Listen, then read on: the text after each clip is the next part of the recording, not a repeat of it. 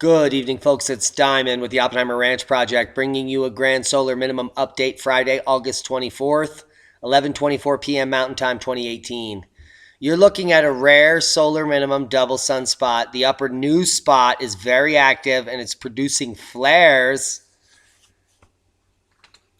We actually have multiple spots on the sun. We're going to be watching this activity. It's quickly exploding. Only into the B range, and we're going to be checking on it shortly. But good news. The Hawaii storm lane downgraded to tropical storm. It's not going to hit anything. It is going to be some heavy torrential rains, but that's about it. If you're on the backside of these islands, you have been spared. It's turning away. All the models were wrong, and that's tonight's first. Boom! Good news for the Hawaiian island, and it's not the volcano erupting. It's Hurricane Lane missing everything. Now, there is some catastrophic minor flooding, but no landfall, no big boom. Arctic chill means early autumn for UK. Grand solar minimum much. Boom. God, I love this. Be the change, kids. Yeah, that's not happening. Let's go back to the article. That's probably it for summer in the UK as chilly northerly wind plunges temperatures to as low as 8°C below average, bringing frost to sheltered northern areas, according to the Met Office. A cold front situated in northern England and Wales will continue to sink southeastwards, followed by another cold front with a cooler, fresher northwesterly airflow behind, said spokesperson for the Weather Channel and mouth popper Diamond. From Friday, temperatures will fall below normal for this time of the year. So, when are we burning up then? Can you hear the crickets? Yes. Here's the GFS temperature anomaly for August 24th, and it's blue. Whew, that's a boom for the blue. Yes, you must. It is your purpose. The truth we're fed is obfuscated if you didn't know it. The reality of our future as the grand solar minimum descends is shorter, unpredictable growing seasons, crop loss, unrest, global famine. Historical documentation shows us time and again during prolonged spells of solar decline, summers are cut shorter and shorter by ever-encroaching autumns and winters. And there are the facts. Adjusted 10-centimeter flux right in your face. Oh, heads up. Very strong, deep M7.1 earthquake hits Peru, Brazil border. Whew, what did I just smoke? Now, this is a deep quake, kids. 609.5 kilometers, almost the deepest major quake ever recorded in history. Now, I'll come over here to Shamapedia and notable deep focus earthquakes down here. The strongest deep focus earthquake in seismic record was an 8.3 that occurred at a depth of 609 back in 2013. Now, the deepest quake ever recorded was a 4.2 in Vanuatu at 735. So 735.8 is the deepest ever. 609 is the deepest strong quake. And we've just had a 7.1 at 0.5 kilometers deeper. What does that mean for humanity? Oh. It means that exactly what is predicted is happening and we're documenting it. There is a cluster of deep quakes out here in Fiji, and we could be looking for a larger quake at the surface here. It's the only heads up of note.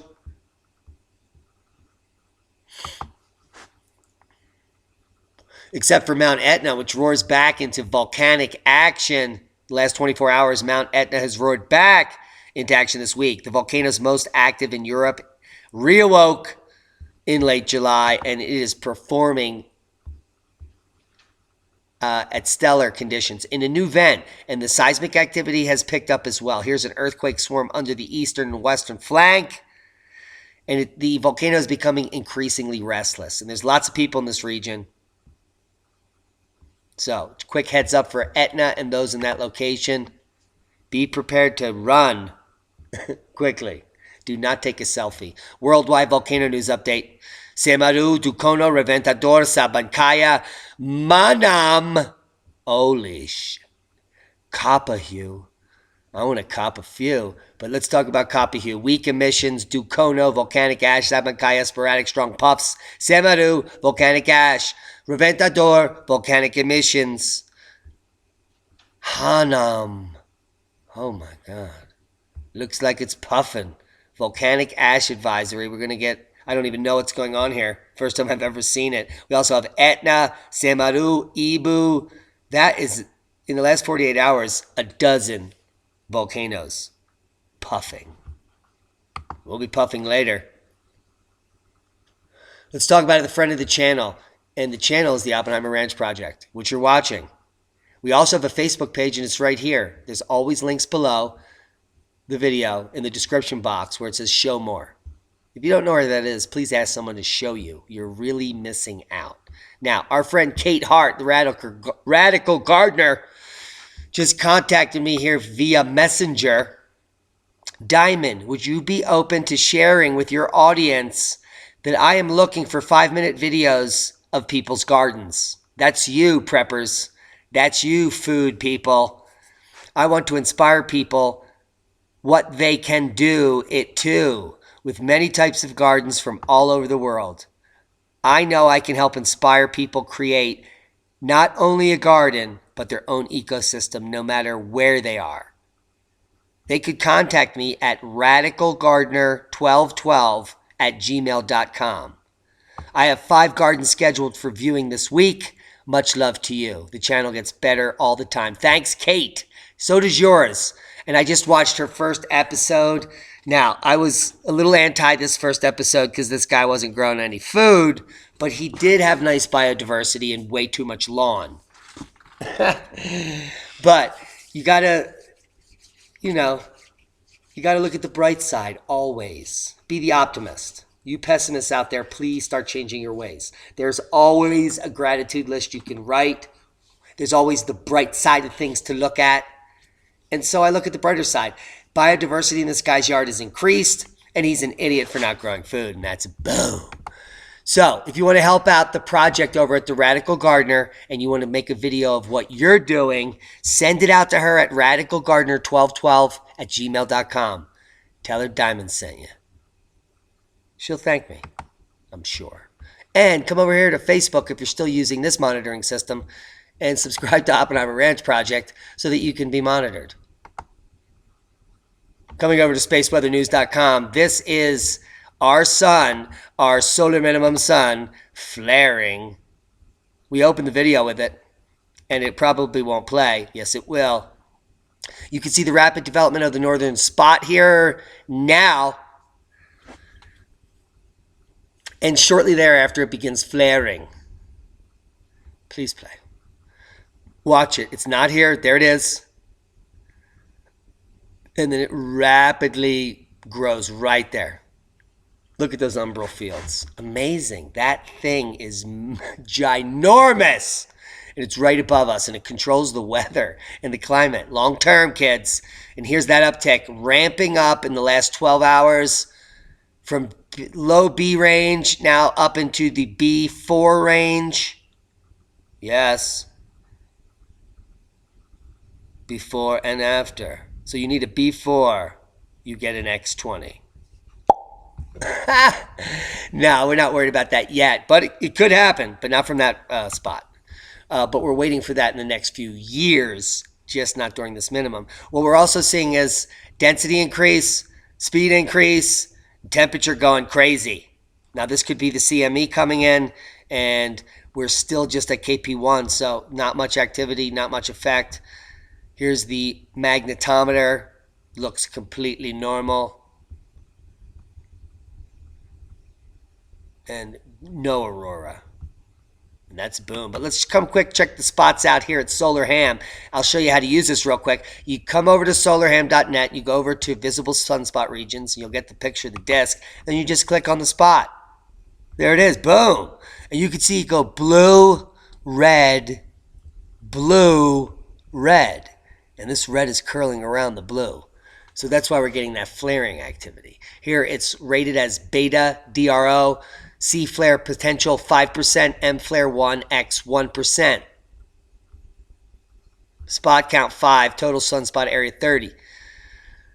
So you need 7 of these little spots to make one spot, and this is just approaching a spot, so that's going to be counted as a spot. Here's the intensity, here's the magnetogram, and that is beta and flaring, and we're going to be watching it. As it turns across the limb, it might be shooting something big out. Now, you know about our waning magnetosphere has nothing to do with this sun waning? Yeah, it's crazy. So here's the yearly average sunspot numbers since 1610. And you can see these nice 200-year cycles. You can see smaller 100-year cycles in here. Boom, boom, boom, boom, boom, boom, boom. And we're going into the big one here. Here's the 400. And that's also coinciding with a 1,000-year cycle. And that's the GSM-2 that I show you, the end of the empire. Now, those were just sunspot number counts. This is the TSI, which gives you a little different graphic here on the X or Y axis, however you want to call it. But the TSI area we're going into in just a decade is going to be well below the sunspot count was showing. We're going to be getting to really bad Maunder minimum territory by the end of cycle 25, which could be 15 years from now.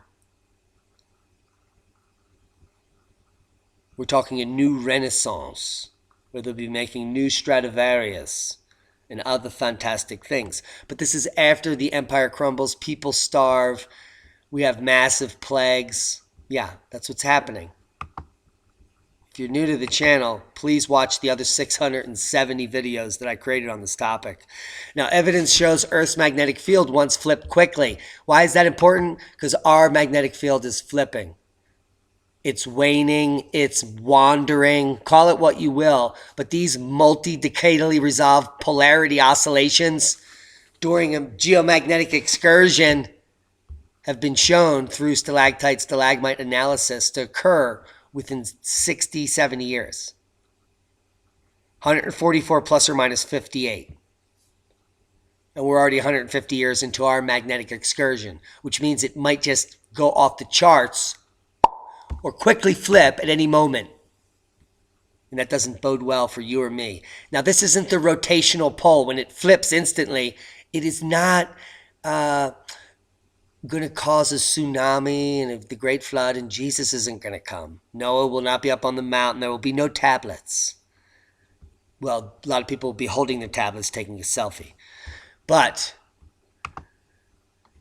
wake up, you must, and be the change. Because as our magnetic reversal rapidly wanes the magnetosphere, you see when the poles meet at the equator just west of Indonesia sometime in 2035, the magnetosphere could be as weak as 5%. And no one knows what that means for humanity. And the world governments aren't going to warn you. What are they going to say? Yeah, in 15 years, everything could be completely horrendous and everyone will be dying.